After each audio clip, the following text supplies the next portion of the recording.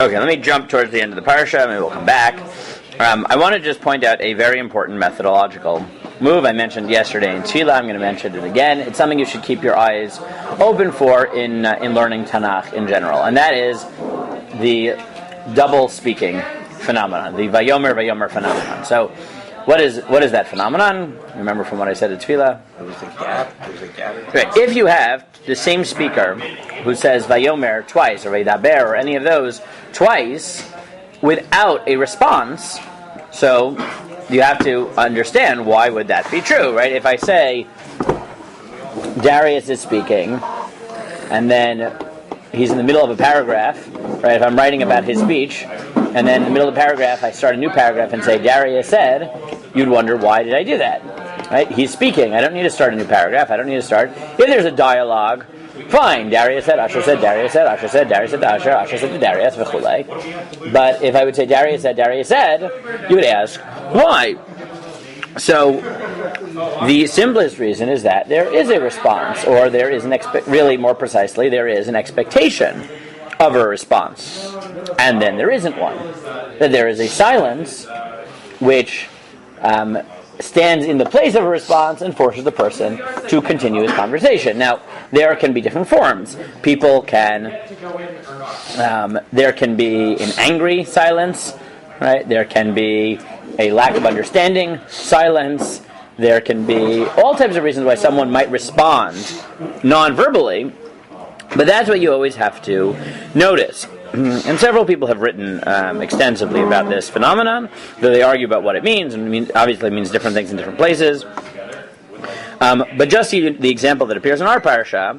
So after Yaakov's working for Rachel and working for Rachel again,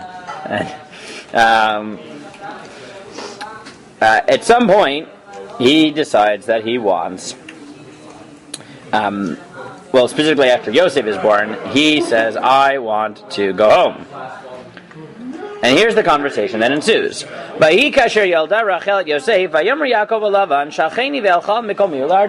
Yosef is born, Yaakov says to Lavan, send me home. Again, this is presumably because, at a very simple level, this is his beloved wife. He finally has a child. There is a more complicated reason, but maybe we'll talk about it on another day.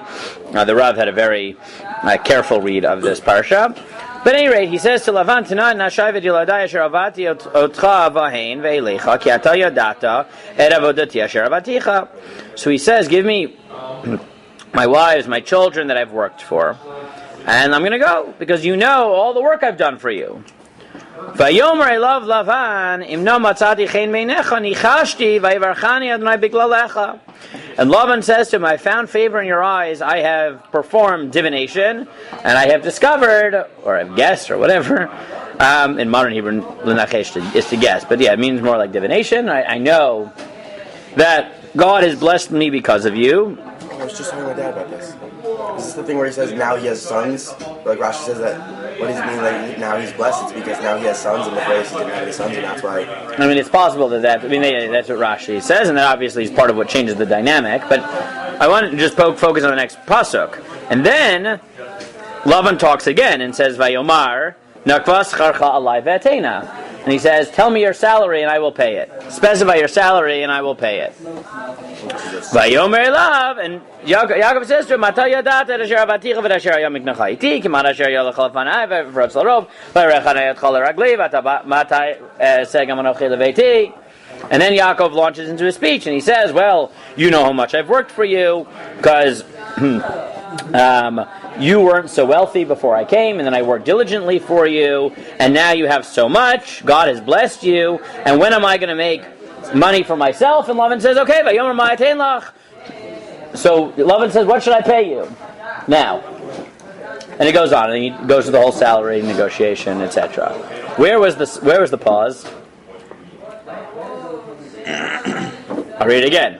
Vayomer Lavan, imna matzati chen beinecha nichashti v'archani Adonai biglalecha. I have performed magic, and I know that God has blessed you.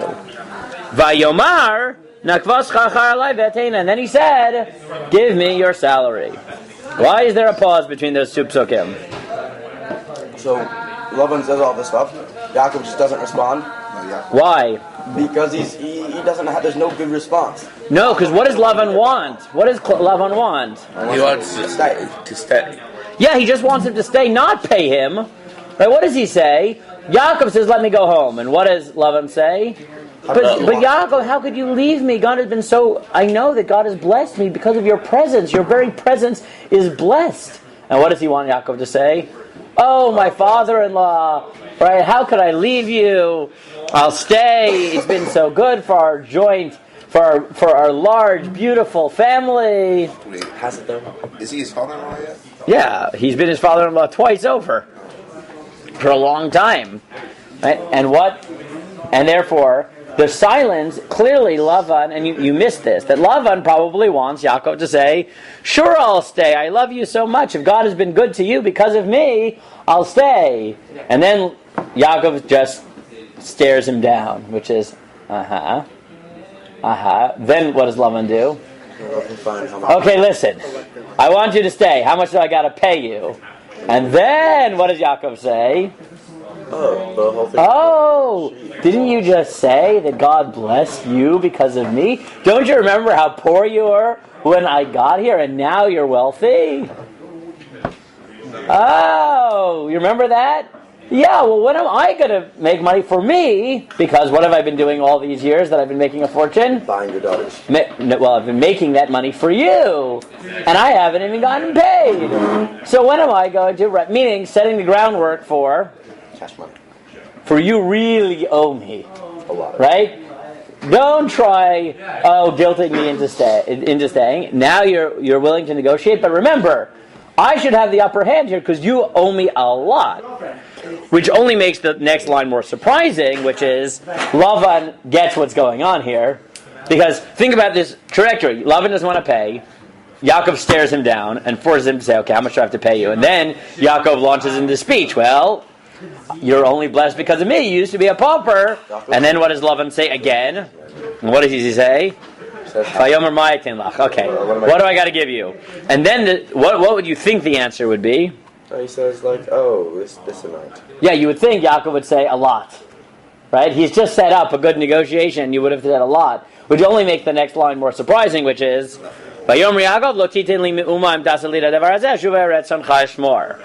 don't give me anything as long as you do the following, which is he gets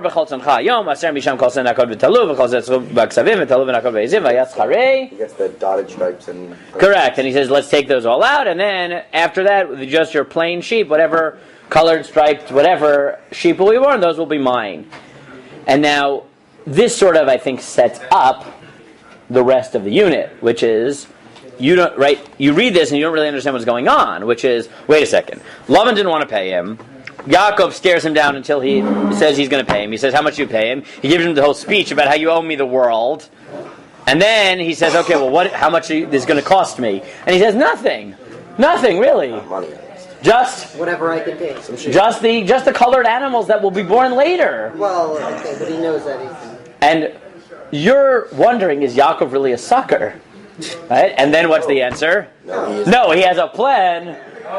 But so he doesn't tell Lavan his plan. Correct, but it's setting it up. But that's the thing.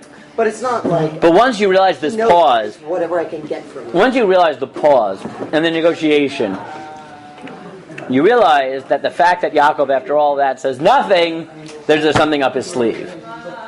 Right? And that's weird. And then suddenly you realize what's about to happen. Just ask for an amount.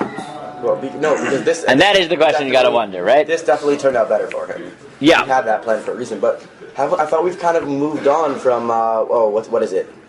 Ikveni Pamayim? Yeah, so it's an interesting Vayakveni. He doesn't quite trick him. Well, okay. He definitely knows what's happening more than Lavan knows. Well, he pulls off, some genetic engineering. Yes. It's definitely not like normal practice. It's definitely like shady. It's a little bit shady.